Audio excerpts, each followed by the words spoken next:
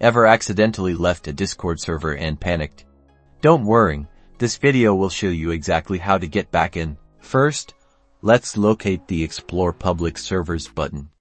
It looks like a compass and is generally located at the very bottom of your server list on the left side of your Discord window. Click on it. This opens up the Explore Public Servers window. You'll see a bunch of featured communities. However, we're going to focus on finding the server you previously left. Look for the search bar at the very top of the window.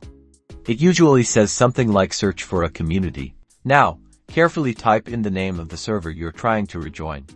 The more accurate you are with the name, the easier it will be to find. Even a partial name can work, especially if it's a less common server name. Discord will display the search results below. Scroll through them to find the server you're looking for. Once you've found it, you should see a join button next to the server name and icon. Click on that join button. Congratulations, you've successfully rejoined the Discord server. The server icon should now appear back in your server list on the left side of your Discord window. You can click on it to access the server. You might be directed to a welcome channel or asked to agree to the server rules. Make sure you read and follow these rules to have a good experience on the server. And that's all there is to it.